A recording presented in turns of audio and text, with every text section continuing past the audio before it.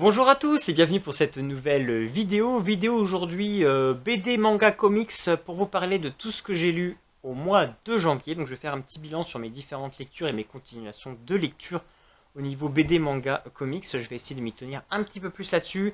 Je me suis fait des plannings par mois, donc je vais essayer de vraiment m'accrocher là-dessus pour plus décrocher et vraiment suivre mes séries.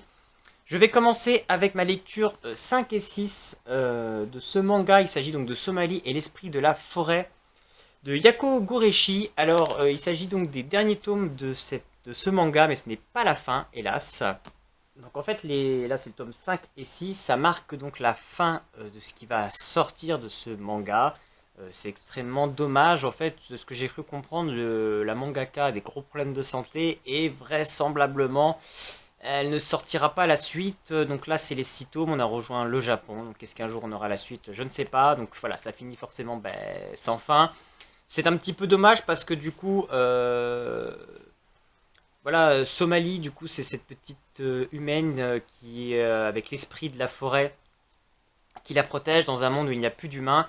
Et l'esprit de la forêt veut essayer de l'amener peut-être à un endroit où il resterait peut-être des humains, mais elle doit se cacher parce que les humains, donc il y a maintenant il y a que des espèces de monstres,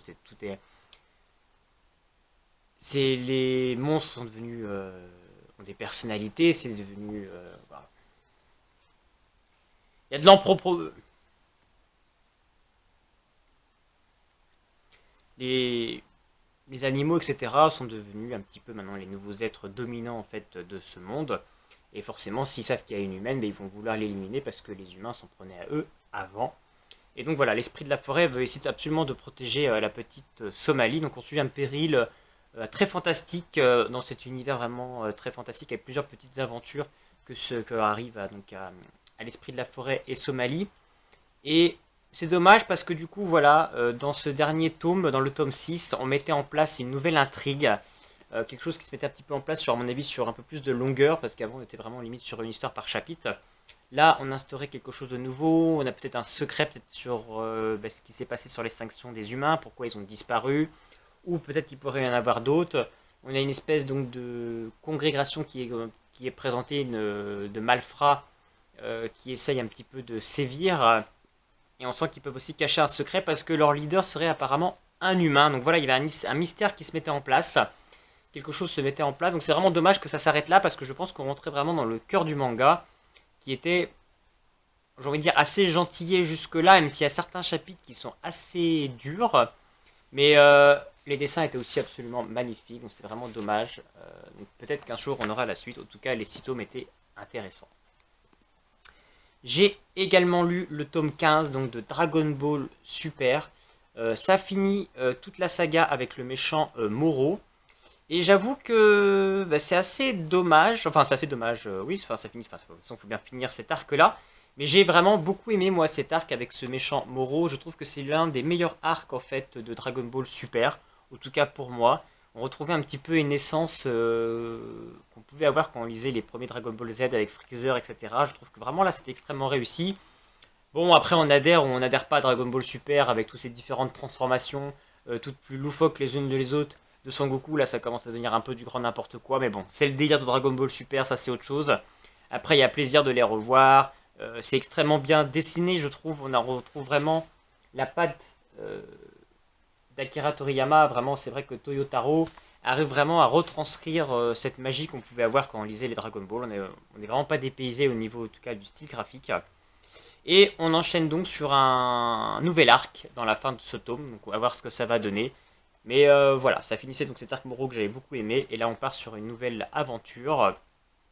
Donc à voir un petit peu sur concrètement ce que ça va être avec ce personnage de Granola. Donc, Wait and See, à voir, attendre.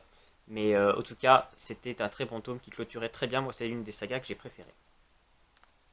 Ensuite, on va passer sur de la BD aux éditions Kana. Donc BD Comics, enfin BD Comics manga, avec cette magnifique édition Goldorak. Donc, pour présenter un petit peu l'objet, en fait, voilà, donc différents auteurs, que ce soit donc Dorison, Bajram, Kossu, Santanak et Guillaume, se sont rassemblés pour proposer une suite des aventures de Goldorak.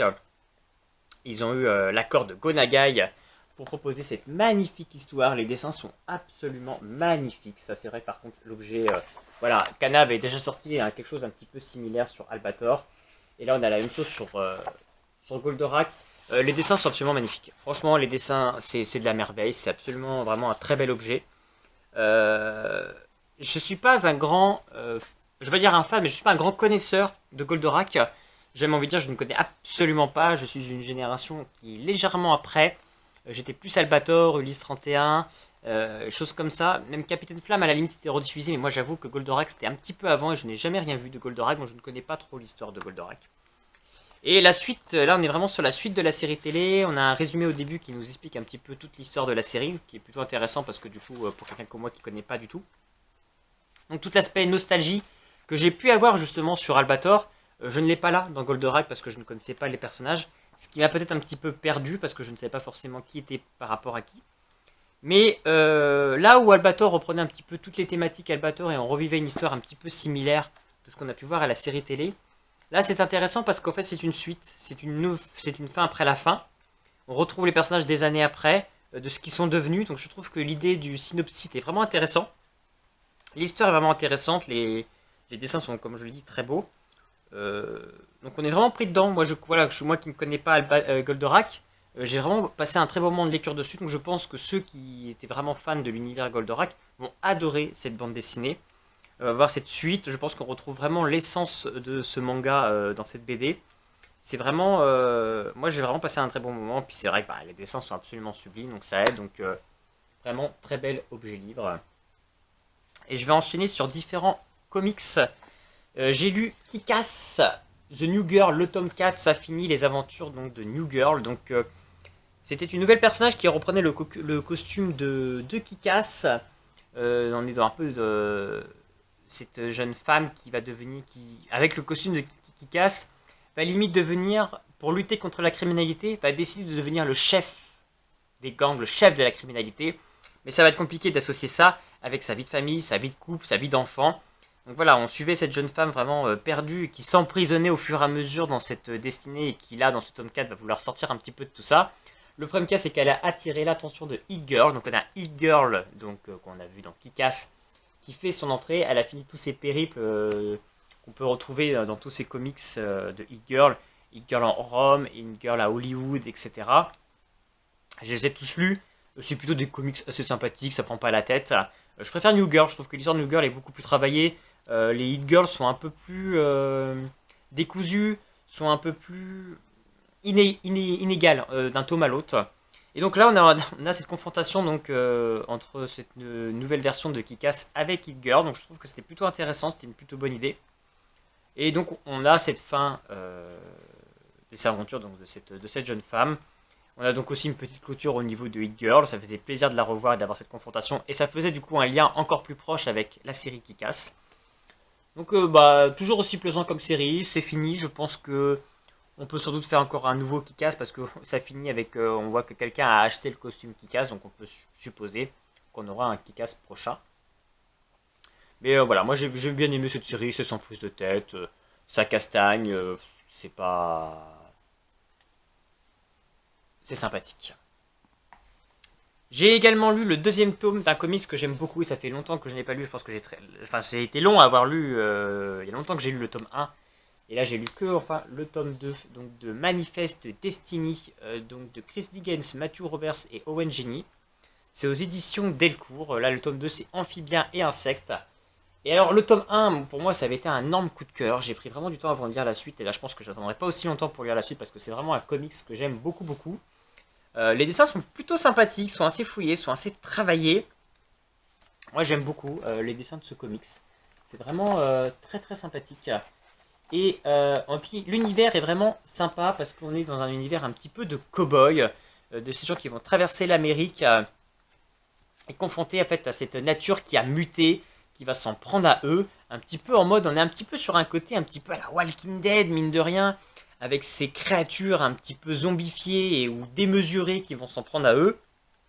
Là, dans ce tome-là, leur bateau pour lequel ils essaient de s'échapper dans le fleuve va se retrouver bloqué. Une partie va être sur terre pour essayer de dégager le bateau. Et sur Terre, ils vont se faire attaquer par des moustiques géants. Les autres qui sont sur le bateau vont se faire attaquer par une espèce de grenouille également géant. Et on a après tout le travers en fait de ces membres d'équipage qui, pour cette mission complètement périlleuse, ils ont recruté des criminels, donc forcément, bah, ils n'ont pas forcément des idées très, très saines. Donc on a aussi cette confrontation avec ces militaires qui doivent gérer ces prisonniers pour survivre, avancer dans leur quête. Ils doivent lutter face à cette jungle et cette armée de créatures qui peuvent s'en prendre à eux. Ces moustiques géants, ces grenouilles. Vraiment, on est vraiment dans un univers extrêmement fantastique, extrêmement plaisant. Les dessins sont très bien. Et à la fin du tome, on apprend un petit peu plus sur l'origine de cette mutation végétale de la zone, donc avec l'apparition d'Indiens et de ces fameuses portes, donc on n'en sait pas encore trop. Mais vraiment, il y a un univers extrêmement riche, et on a cette vie de communauté aussi entre les hommes et les femmes sur ce navire qui est extrêmement aussi bien développée, la psychologie des personnages et les relations entre eux. Donc vraiment, Manifest Destiny, moi je trouve que c'est un très très bon comics. J'ai très hâte de lire la suite, mais ça part vraiment très très bien. J'ai vraiment eu plaisir à me replonger dans cet univers. Et voilà, encore une fois, cet univers un petit peu de cow-boy, etc. Je trouve que c'est quelque chose qui change et ça me plaît beaucoup. Et puis sinon, j'ai lu le premier tome donc de Lock and Key, Bienvenue à Lovecraft, donc de Joe Hill et Gabriel Rodriguez, qui est donc connu et que j'ai beaucoup aimé, donc l'adaptation de la série Netflix. Mais j'avais envie de découvrir le comics. L'histoire suit assez bien la première saison, mine de rien. J'ai eu plaisir de découvrir un petit peu la vraie histoire, les différences qu'il peut y avoir entre la série et le comics. Je suis un petit peu moins fan des dessins, par exemple, par rapport aux comics présents que j'ai pu présenter. C'est un petit peu moins mon genre, mais ça va, j'aime bien quand même. Parce qu'il y a des comics, c'est vrai que j'adhère pas du tout, mais là, ça passe quand même. Et voilà, on retrouve les personnages, on retrouve l'intrigue, on retrouve l'histoire des clés. Il y a beaucoup de tomes dans Lock and Key, donc là, le premier tome, c'est vrai, n'était pas forcément beaucoup de surprises. On retrouvait une trame qu'on avait dans la série télé. Donc je suis assez intrigué de lire la suite pour voir quelle direction ça va prendre, si ça va être différent ou non de la série. Il y a quand même des sauts assez différents. Je vois là, on va mettre directement en avant la clé fantôme, qui permet de quitter son corps et de devenir un esprit, un peu un fantôme. C'est quelque chose, il me semble, dans la série télé qui vient un peu plus tard. Mais voilà, on retrouve forcément la méchante Echo dans son puits, on retrouve vraiment cette trame, on retrouve le meurtre du père et de cet emménagement dans la maison, on retrouve tous les éléments qu'on peut découvrir dans la série. Donc pour le moment c'est fidèle, c'est très bien fait, ça me plaît beaucoup. Donc j'ai très hâte de lire la suite de Lock and Key. Donc si vous aussi vous avez lu des comics ou des mangas en janvier, n'hésitez pas à me dire quoi. Si vous avez des coups de cœur, n'hésitez pas à me les présenter en commentaire. Me dire également si vous avez lu des choses équivalentes que je viens de vous présenter. Et puis on se retrouve bientôt pour une prochaine vidéo. À bientôt!